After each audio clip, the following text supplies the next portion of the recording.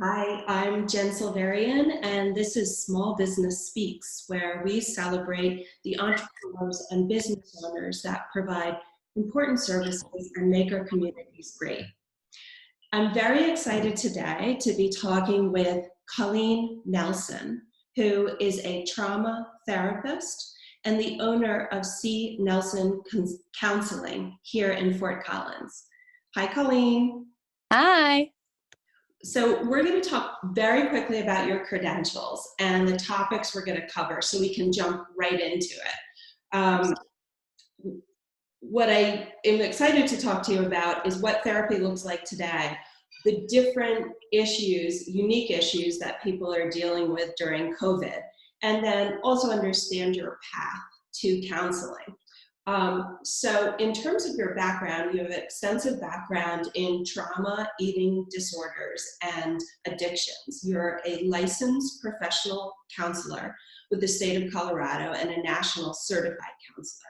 You have your bachelor's degree in psychology from University of Colorado in Boulder, and your master's in counseling psychology from the University of Colorado in Denver. And in a little bit, we're going to get to exactly your path and what led you to opening your counseling practice and starting out as a business owner. But first, I have a confession to make, and that is, I think I have a very antiquated view of therapy because I've been thinking about it like, you go and meet your therapist in person and you have this one-on-one session. But as I started to do research for this interview, I saw that there were many different formats for therapy. There was one-on-one, the traditional one-on-one sessions, but in many cases, there was online workshops, small groups, telehealth. So I'd love to, and this is not just unique to COVID, but kind of where things have been going. So tell me more about the way that you see patients in your practice. Yeah, absolutely. Therapy has been a practice that I think has transitioned through humanity over time, but it's been in humanity since the dawn of time. All the way back to the shamans or the wise men and women or the elders or people that have just kind of been picked out of community that are designated healers, right? Someone who can pass the stories of wisdom down, who can hold the space for hard things, and who have the tools necessary to kind of help us all manage the uncertainty of being human. And I think in the 20th century, therapy saw a lot of transitions, but for quite a few years, decades even, it got very one-on-one, this thing that you do behind closed doors. You don't always tell people about it. It's kind of this secret space. You go tell all your secrets. But what that did is it actually made it very elitist. It was for rich white people who had time, and or very, very mentally ill people who ended up getting therapy in hospitals or in treatment centers.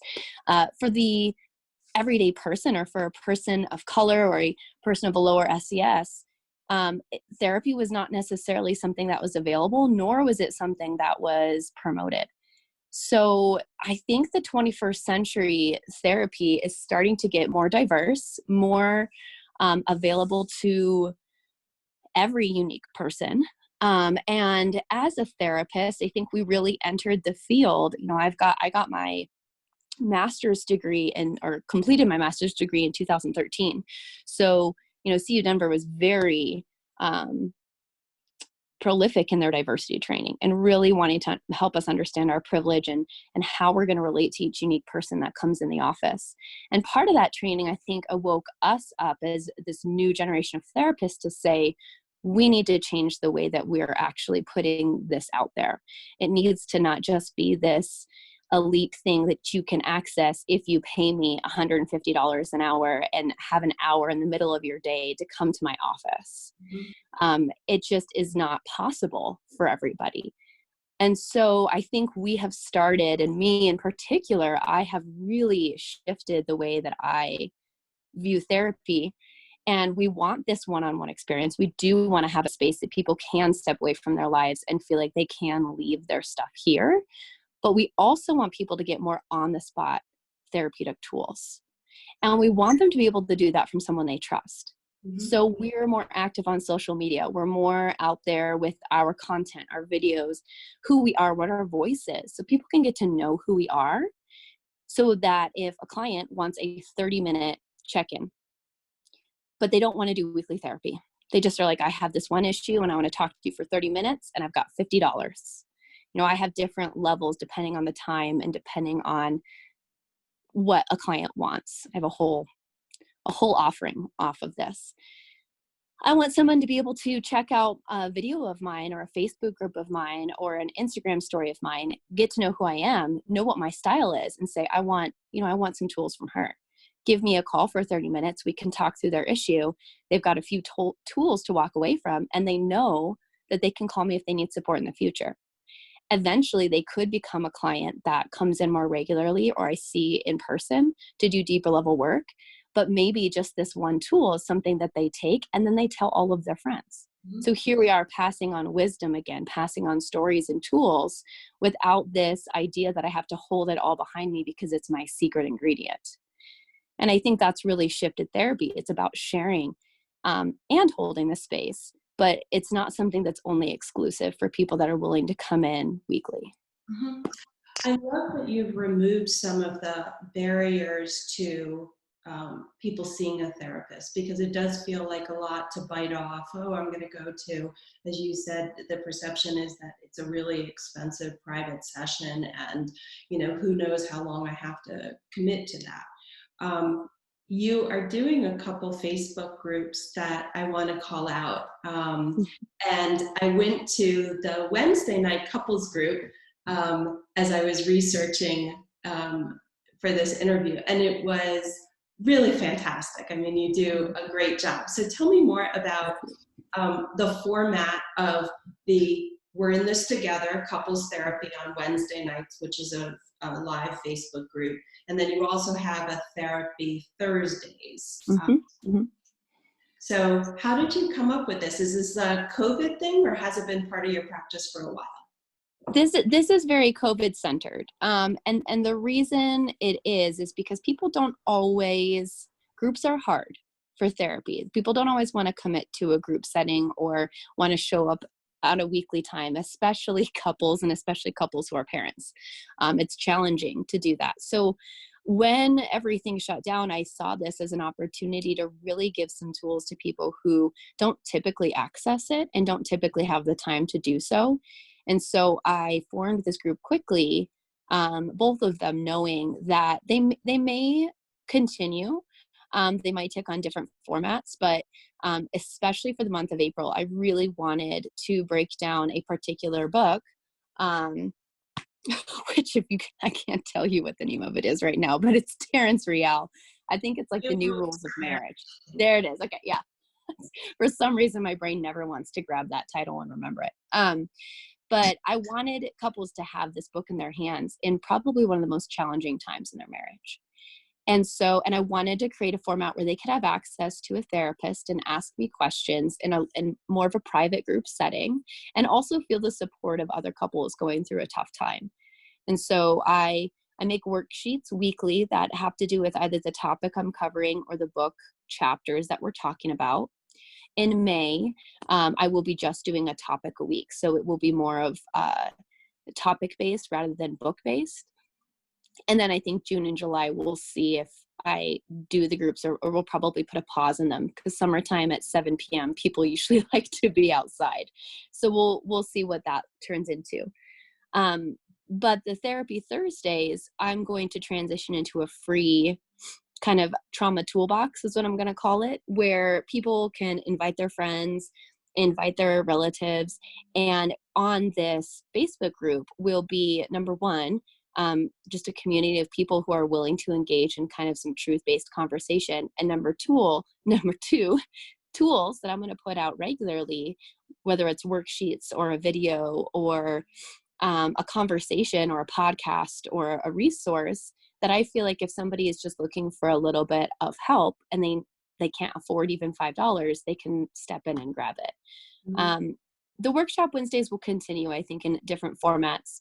Most of the time, the clients that actually sign up for it are clients of mine. So they're just getting extra therapy, which is great.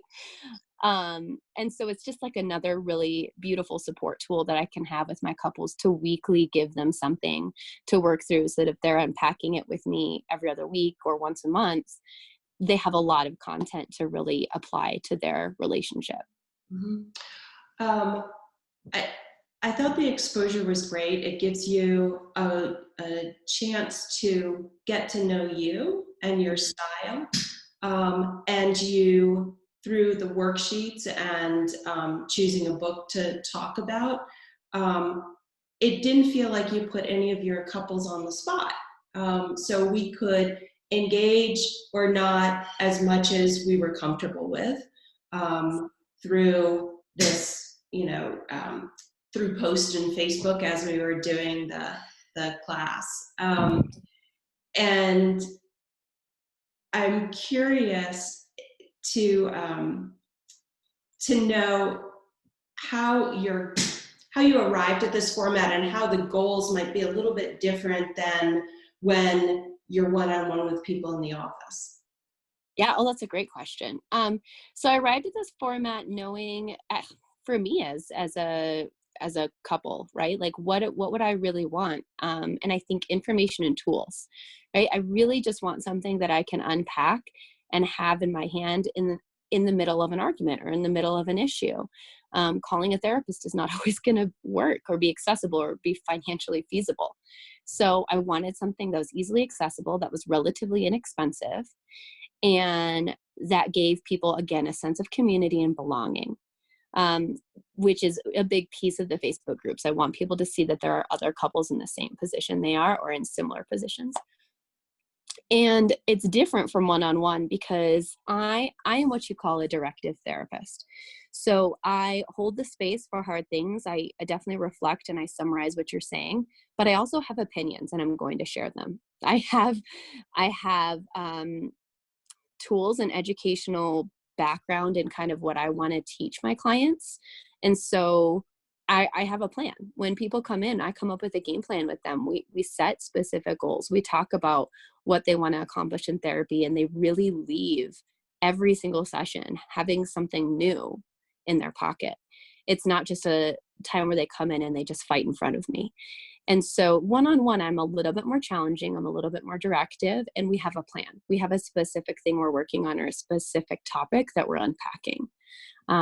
Whereas the Facebook group is me talking at people for an hour, well, getting comments on the Facebook Live, but also it's a little bit more me just reviewing information and asking questions to provoke thoughtful discussions at home. Exactly. I think the questions were really meaningful because they uncovered, maybe conversations that we need to have and things Mhm. that we need to work on. And I'm glad too that you talked about the goals of therapy, because in my sort of naivete about therapy, I wondered, is this supposed to be, am I feeling like this is a journey and I'm constantly doing work, or is there an end point in mind, and what your goals are for your patients? So I'm glad you brought that up. I want to jump because we did start talking about some of the things that people are feeling in this unique time where there's so much uncertainty in the world, and we've been forced to swallow many, many changes, from homeschooling to shelter in place to businesses closing down to isolation. What are some of the things that people are coming to you about now?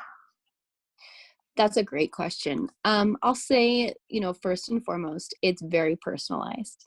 I think everybody has a different experience of this, which I think is very important to say out loud, because we do have underlying themes that persist throughout our community and our culture that are showing up on, I'd say, like the bigger platforms like media and social media. But I think the deeper layer of what's happening for each individual is we're having to question all of the assumptions we made about our life and all of the rationalizations we made to keep things comfortable, right? So what I'm seeing people bring to me is, hey, I lived my life this way because it made me feel safe and comfortable, and I felt like it was good enough.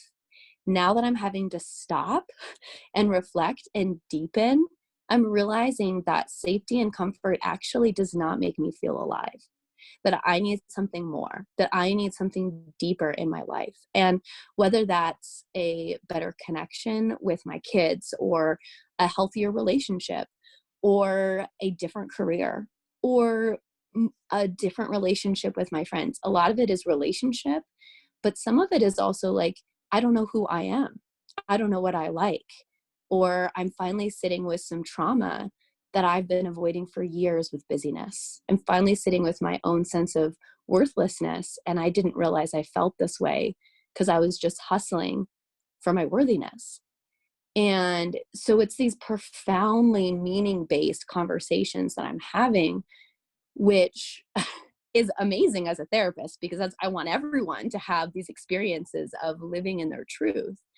But it's also really hard because it's not easy. And sometimes, and for honestly quite a few of my clients, it does bring some disruption to their life, whether it's leaving their job or losing their job, wanting to leave their marriage but needing to stay together for quarantine, wanting to move or have a different relationship with their parents and friends but not able to connect with them in a way they find meaningful, or wanting to figure out a different self-care routine because they realize they have not been taking care of themselves and now they don't have access to some of the things they really need. So it's really disruptive, but it's also really beautiful at the same time. It's kind of a bit of a paradox. I'm so glad you brought up all those examples, because those are really heavy thoughts, suddenly not being busy and being asked to contemplate, your purpose in the world, even what you do on a day-to-day basis if you're not going to the office, and wrapping your arms around homeschooling. Do you find that people know how to articulate what they're feeling? How do you That's it. build a rapport? There's a propensity, I think, for people to say, like, I'm fine, I'm healthy, everything, we're good. How do you move beyond that? So I'm laughing because if my clients listen to this, they're going to be like, oh, I know. I'm a challenging therapist, and I go off of a lot of my own deep knowing, my own story. And I know when somebody says they're fine, they're healthy. I know what the tone of voice is. I know what the physical body looks like when somebody is armoring up, when somebody is not telling their deep truth. And so, like most people will say, oh, that's great, me too, and they move on because they don't want to deepen it. So I take a deep breath and I say something like, I think that's not the truth. Tell me what's underneath that. Right? I push just enough, not in a confrontational way, but I push just enough that if they let the silence linger long enough, it's difficult for somebody to put that armor back on one more time. And if they do, it's typically because they're not ready to go to that space, and I can honor that, or it's because they're realizing now that it's armor. So then we have a conversation about the armor, and it's just honestly about not accepting somebody's flippant response for how they're doing. It's really caring and showing somebody that you really care and that you can handle the answer. I think a lot of times we don't always share how we're really feeling because we don't believe the person who's asking wants to hear it. Mm-hmm. You know, I was listening to a podcast with Lori Gottlieb, who is a therapist that writes for The Atlantic. And she said that feelings, often if they're unexpressed, come out as behaviors. So for me, after years of really getting up early and being excited and awake when I started my day, I found myself sleeping in more after shelter-in-place orders, and that was probably an behavior that came up because of the way I was feeling, this sense of dread and uncertainty. What are some behaviors that you've seen people express that may be indicators of kind of deeper feelings? Great question. So there is a mentor of mine. His name is Bruce, and he created this model. He calls it Bruce's model. It's and he talks about this acronym called it's pariah. And these are behaviors that people engage in, which I'll go through here in a second, when they're feeling a lack of inner safety and control, when they're feeling out of control because the outside world has disrupted it and they're not able to turn inward and find their own sense of safety and control. So they're looking external, which is how the behaviors come out. So the P is perfectionism. So perfectionism is a behavior that comes out when we're feeling out of control and unsafe. And that can show up in so many different ways. The first A is addiction. So I definitely think we're seeing a lot of this right now. Addictive behaviors, compulsive shopping, compulsive Netflix watching, compulsive eating. When they become a certifiable addiction, it's out of control, right? It takes on a whole nother meaning, but I do think we're starting to see some addictive behaviors, this level of repetition that's occurring in shelter in place. Then also reactivity. So the R is reactivity. We are being reactive rather than responsive to other people's feedback or situations that are occurring. The I is isolation. And it's relevant here because there are some people who are reaching out, doing Zoom calls, going outside and howling at 8:00, doing their best to still connect in this time of isolation already. And then there are some people who are pulling back and isolating a lot and not engaging. And that can be almost a protective mechanism because of some of the grief that's going to come up when they do go on these Zoom calls and they do miss the people that they want to connect with. So isolation is something you continue to see. And then the other A is avoidance. So this is when, you don't look at the news for 3 weeks. There's some bit of relevance we need. Yeah. We really just don't want to see what's going on. And, or we just kind of avoid the budget or looking at our finances. We don't check our bank account. Right? Like there's a lot of avoidant behaviors that are occurring, or couples who don't want to talk about anything hard because they know if they do, things are going to get real. So they avoid those conversations. And then the H is headstrong. And this is more just like not wanting to listen to anybody's opinion but your own. We're seeing a lot of this, I think, with the protests. This is when people are like, I don't want to hear any other information or data. I just want to believe what I believe because it's making me feel safe right now. And they're not open to critical feedback at all. And it goes both ways, right? There are also people who are just like, I'm not going to go outside. I'm sanitizing my groceries. I'm going to take a shower every 5 minutes. That's also headstrong in the opposite direction. So we're seeing some of those behaviors as well.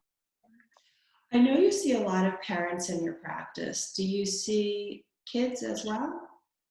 I have a few slots open for teenagers over the age of 14 because I specialize in eating disorders. I have a few clients that are younger, but it's not common. I probably have right now 4. I asked because it occurs to me that these pariah doesn't just relate to adults, but a lot of kids are feeling this way too, and they might may not be as articulate, um, to know what words to use to describe how they're feeling. And I find myself wondering, I have two girls that are 10 and 12, and I wonder how they're um, how they're internalizing all this, you know, not seeing their friends at school, having to be accountable for remote learning, not having sports, um, just not having that daily interaction. And as you talk about some of these behaviors, I see things like reactivity and isolation and avoidance.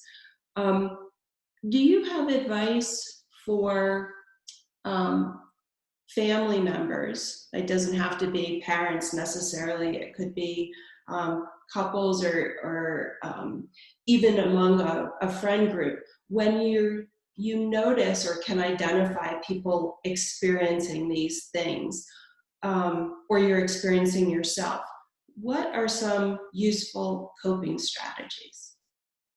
Whew. So I think these behaviors are tied to some deeper layer core beliefs about self. I'll say that. Like, they bring up stories of, I'm not good enough, I'm not worthy, I'm not lovable. So they can be deeply rooted. So it's important to know that no one coping strategy is going to make you not engage in these behaviors. But it's good to have awareness around when you're in the behavior, right? So I think it's okay to just name, like, this is something I'm using to cope, and it's deeper than I can really unpack currently in this moment, or with my parent or with my friend. That's some deeper therapeutic work. But I think, given the times that we're in, we're all dealing with an I am story of I am not safe. And that one in particular can really provoke these behaviors. And so I'm going to talk about children real quick, because I think it's different the way we're going to talk to kids than how we would talk to peers or other family members. I think children really need to see us reflect struggle, awareness, and recovery. They need to see us go through what they're feeling internally, but they can't name. So an example of that would be, so I have a 5-year-old, so I'm going to talk in a more 5-year-old language, but oh man, I'm really struggling with not being able to see my friends. I really miss them. It hurts my heart. It makes my stomach uncomfortable. And I also feel a little bit of anger, which is kind of like rage in my body. Like, I want to run as fast as I can. And I get so frustrated with it. I get frustrated with the feelings, and I get frustrated that I can't do these things. And naming it, and then, letting your child reflect. Usually they say back, like, yeah, I feel the same, or this really sucks. And then you say something like, it's good to be aware that we're feeling this. And also, it's really important for us always to remember that this is a season of our life. This is temporary. Most emotional experiences are temporary. And to remind ourselves of that out loud repeatedly, and also our children, is crucial, because teenagers feel like the present moment will be forever. They're very much like, especially preteens, so 10 and 12, like how they experience life right now in this moment, they believe they will have forever and ever and ever. Oh, wow. Like, so they need to know it's not forever and ever. Like, it's transitional. Mhm. And then lastly, you've got to share your coping skills. So a coping skill that I would give is to bring it back to the present moment and say, like, what in this moment can I do that can elicit some joy, gratitude, and some love? Maybe I need to go snuggle my dog. Maybe instead of excessively cleaning my kitchen, I go sit in the sun and close my eyes and remember that the earth is still warm and beautiful and full of life. Maybe instead of isolating, I step outside and I make eye contact with someone. Mhm. Maybe I don't have to talk to anybody. It's about being aware that you're doing these behaviors and then taking a tiny baby step towards creating a new story and doing something a little different. Because to overhaul these behaviors, I think, would be really disruptive. But to take little tiny steps in the direction of joy is how we counteract this fear and control part of being human. Mhm. Thank you. That's such amazing advice, to share with your kids what's on your mind and how you're feeling. I think with the many different roles that we're asked to play right now, from worker to parent to teacher, to entertainer to everything else, at least I feel like I have a checklist, and it's like, how did school go today? Did you get everything done? And it's avoiding the real topic of how they're feeling. Um, Mhm. so I appreciate that. Um, I want to talk about how you found your way here, why this is your why this is your life's work, why you are drawn to therapy, and in particular trauma therapy. So I first want to understand what that means, what it means to be a trauma therapist. Yeah, absolutely. So a trauma therapist is somebody, well, my version of what a trauma therapist is I actually view mental illness as originating all from trauma. Beyond the biological diseases like schizophrenia, um, I believe that there's some genetic components, right? You might be genetically predisposed to lean in the direction of depression or anxiety, but when we look at the body's response to trauma, it can look like depression, it can look like anxiety, it can look like bipolar. And so I believe the root cause of most mental illness is trauma. And so from that perspective, I work with my clients to really uncover what in their life their body interpreted as trauma. Because remember, we have big T traumas like car accidents and war and violence, but little T traumas can be shame or experience of a breakup or not belonging. Those are traumas to our body. Especially as primates, we believe that belonging is essential to our survival. So it's important for me as a trauma therapist to come from that perspective and help people understand their story without labeling them with a mental illness that then is treated by pharmaceuticals. Not that pharmaceuticals are not a good tool when people are really struggling. I just believe that if we're gonna actually shift somebody's life, we need to get to the root cause. And that includes eating disorders and addiction. I believe both of those are inherently caused by trauma.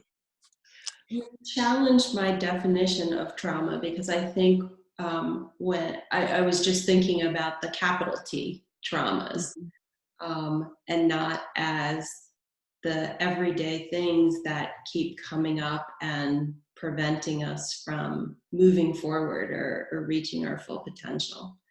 Um, your own career, so um, going back to when your undergrad work, did you know at that point that you wanted to go into therapy? Um, and then I also want to understand the jobs you took, the roles you took after college. You worked at the Arapahoe Center, which was a substance abuse center. You were an adoption caseworker, and you worked at a center for eating disorders. All of these things seem very intentional. You had something in mind for when you decided to pursue each role. So tell me why you chose the path you did. So great question. All right, so I'll answer the first question of um, did I know I wanted to be a therapist in undergrad? Yes, I'm one of the rare people that I knew I wanted to be a therapist probably at like age 8. As soon as I found out what therapy was, I'm like, oh, that's what I want to do. And it's because from the time I was little, I've been doing this. I've been wondering how to get people into their truth and how to help them shed their armor. And I'll attribute that to my parents. They've got some great armor. So I think as a kid, I was like, what is happening under your armor? I need to know your true self. And I just was aching for that. And so they were my first clients, we'll say. And so as soon as I knew what this was that I was doing, I think is a survival mechanism for myself. Being a very deep individual from the moment I was born, I think I just was born into a family where they're very good at functioning at a level where they don't have to go deep all the time. They definitely have depth, but they liked being up where they were comfortable. And so I knew from a very early age. And so even the psych classes in junior high and high school, I was like all in. It just lined up with my core truth. And so when I went into undergrad, I started by, when I got my undergrad in psychology, and I started by volunteering at Safe House Progressive Alliance for Nonviolence. It's a Boulder women's shelter, and got kind of a taste of what trauma was. And as soon as I did that, I was like, oh yeah, this is like, I'm going to have to really dive into a lot of areas of trauma before I'm going to understand how to show up in private practice. Because I've always wanted to do private practice. I've always wanted to create my own company. And so that's when I kind of determined that I was going to hop around in these different arenas of therapy so that I could have some experience in a variety of places where people really, really, really struggle.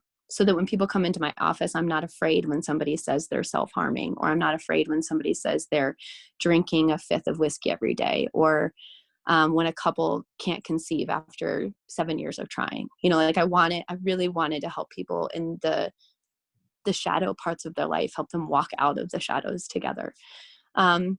So that's what I seeked out. I seeked out places where people were in the shadows, where they were really struggling and they were at the bottom of the well. And then I threw myself in. I was a 24-year-old working as a detox supervisor in Jefferson County. Like, you want to talk about like being thrown in the deep end and being taught some major lessons by people with a lot more life than me. That was it, like, for sure. I mean, that leads to my next question, which is when you're confronted with these really challenging, deep problems, where do you turn for your advice, recommendations, continued education? Are there certain speakers or other psychologists or thought leaders that you routinely go to? Yeah, absolutely. I would say other counselors, other colleagues of mine, Ellen Jeffrion, Kate Heitzler are two just locally that, Stephanie James, therapists that are different perspective, different tools, different resources. So I really do love working in collaboration. And then I would say like the bigger names for me are actually going to be people that are outside of the therapeutic arena. I do like Esther Perel and Terrence Real, I think is how you say his name, John Gottman, for couples work. But when it comes to individual work, I lean more in the direction of people like Eckhart Tolle or Brene Brown. I really love what Glennon Doyle did with her new book, Untamed. It is literally reshaping the way that people are seeing their lives. I mean, she has broken a huge barrier here. I'm writing that down. Oh yeah, read Untamed. It'll change your life. So it's fantastic. And so I'd say those are kind of my top ones. Michelle Obama's up there for me too, in the way that she's speaking. And it's, that's the hard part for me is I don't feel like there's a lot of therapists doing what Brene and Glennon and Michelle, Elizabeth Gilbert, what these people are doing. And that's what I want to be. I want to be a therapist who's talking about these topics on a big level, who's helping people understand trauma from a different perspective, and that it isn't just these big T's.